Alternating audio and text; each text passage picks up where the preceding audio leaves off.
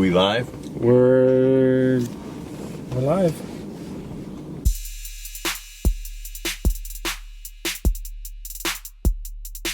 All right. I feel like we should have some kind of intro or something.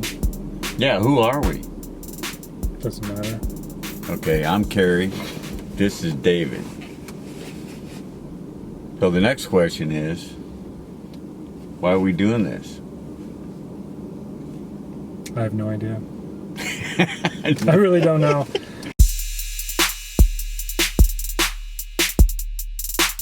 Now, let's start over.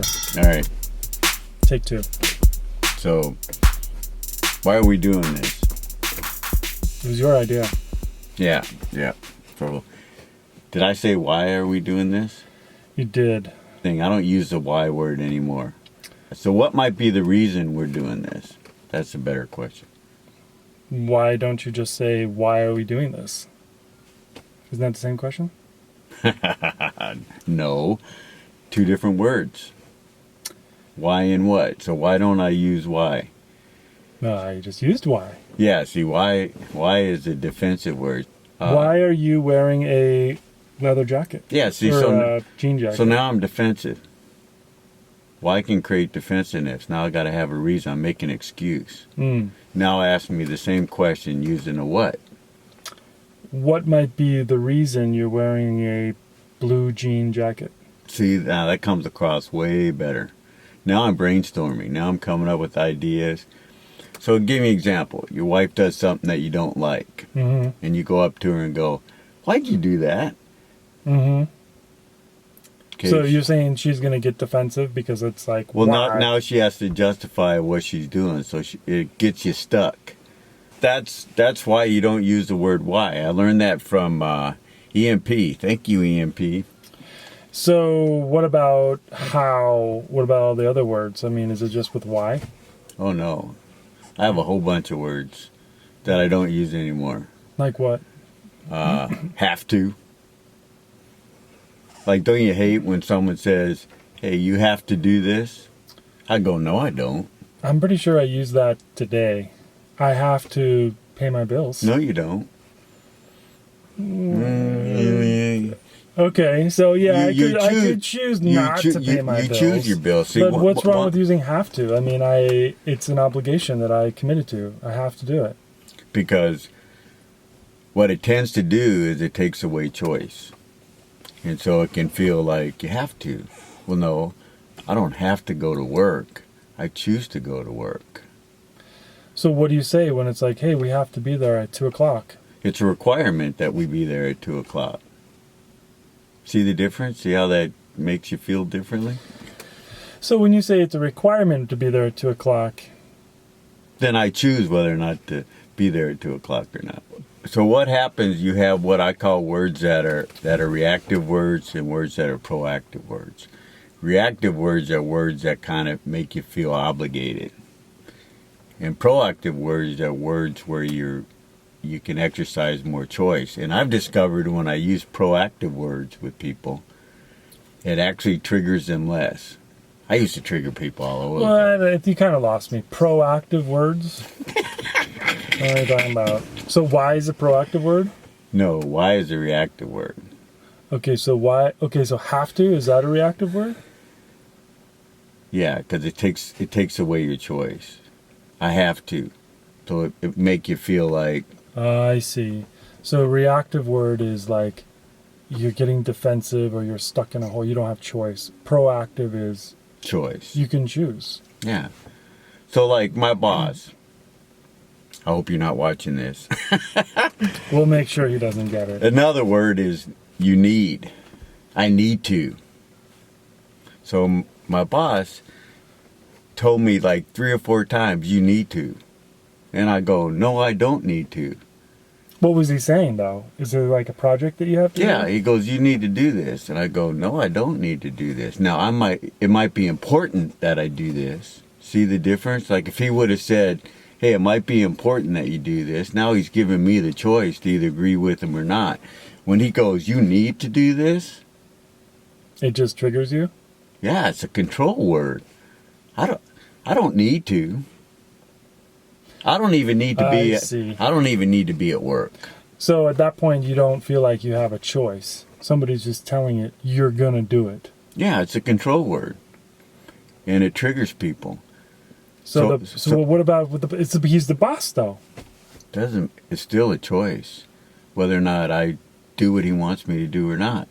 I'm really rebellious. Have you noticed that? Yeah, I have noticed that. That's why I quit my last job, because I'm pretty rebellious. He probably used too many reactive words, right?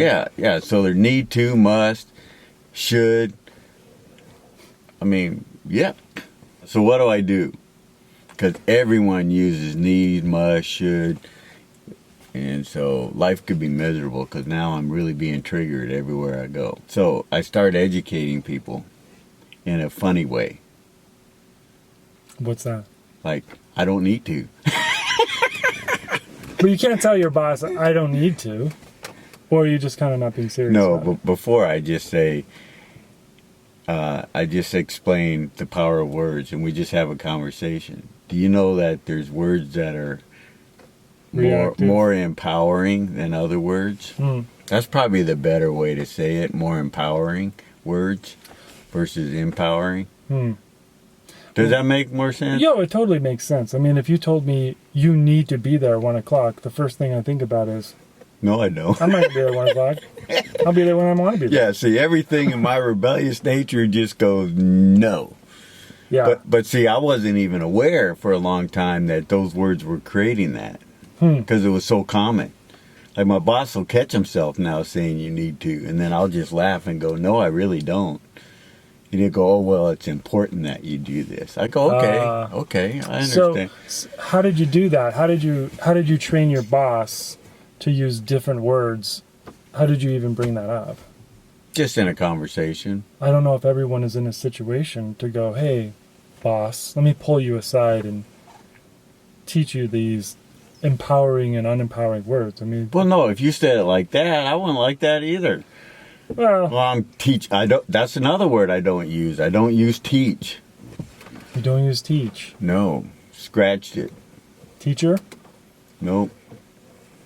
So what is... Again, that assumes I know more than you. I'm better than you. See how that's the trigger word too? So just by saying, hey, let me teach you something Yeah. new, you're saying, Yeah, I'm smarter than you. Yeah, it's going to trigger them.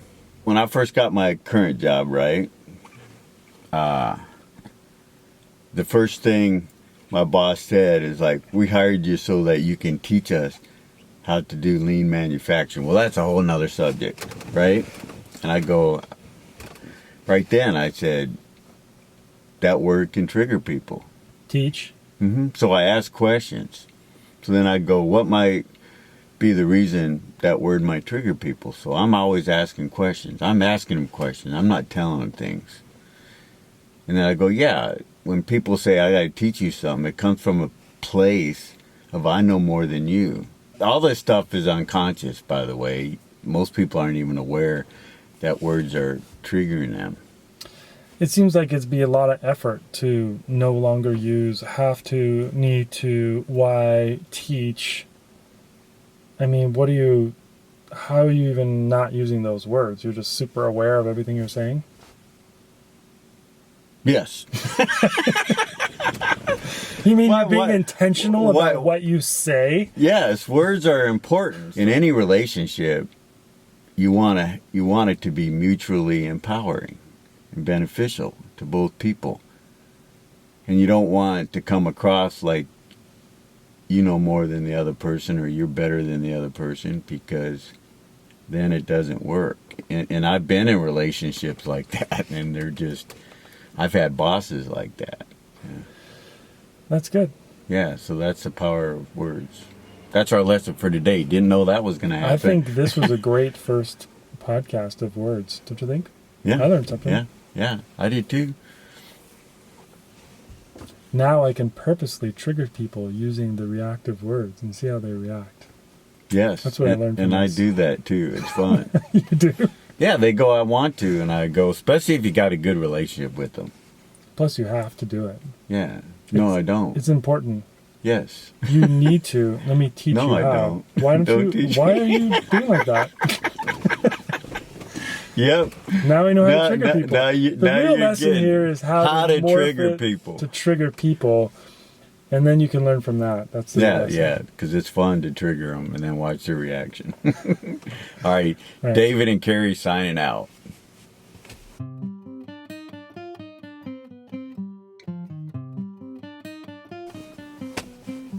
Want to watch it? Yeah. Let's not push the wrong off button this time.